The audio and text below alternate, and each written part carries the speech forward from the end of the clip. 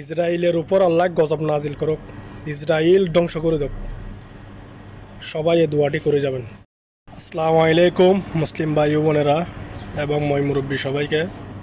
সবাই কেমন আছেন? আলহামদুলিল্লাহ, সবাই আশা করি ভালো আছেন।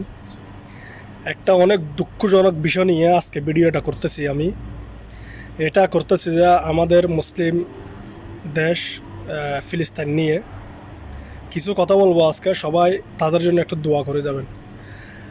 আমরা জানি অনেক দিন ধরে গাজায় অনেক দিন ধরে হামলা করছে, তারপরে অনেক মানুষ মারা গেছে, তারপরে কিছুদিন বিরতি ছিল। এখন ডোনাল্ড ট্রাম্প আসার পরে ইসরায়েল কিন্তু আবারও ফিলিস্তিনে গাজায় হামলা করতেছে।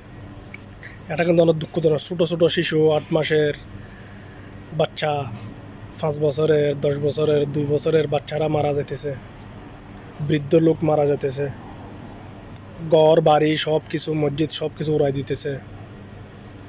এটা কিন্তু অনেক দুঃখজনক বিষয়। ফেসবুকের মধ্যে ঢুকলে, ইউটিউবের মধ্যে ঢুকলে, কোনো একটা খবর শুনলে এগুলো ছাড়া আর কিছু আসে না।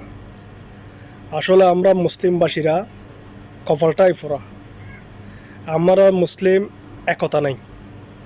আপনি হিন্দুর মধ্যে দেখেন, খ্রিস্টানের মধ্যে দেখেন, কিছু একটা হলে তারা একতা হয়ে যায়।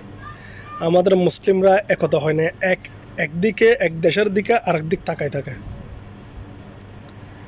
কিন্তু আল্লাহ ছেড়ে দেন কিন্তু ছাড় দেন না। এটা কিন্তু আমরা সবাই দোয়া করব ইসরায়েলকে যাতে আল্লাহ ধ্বংস করে দেয়।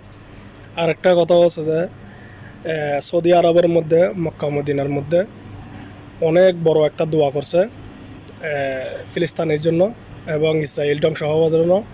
এই দোয়াটা যাতে কবুল হয়। সবাই অবশ্যই বেশি করে শেয়ার করবেন ভিডিওটি, সবাই দেখে যাতে দোয়া করে। তার জন্য সবাই সাবস্ক্রাইব করে যাবেন। আর একটা বিষয় হচ্ছে যে আমরা মুসলিম দেশগুলো একতা হলে ইনশাল্লাহ কেউ কিছু করতে হবে না। ইনশাল্লাহ মুসলিমের যতটুকু শক্তি কোনো ধর্মের এই শক্তিটা নাই।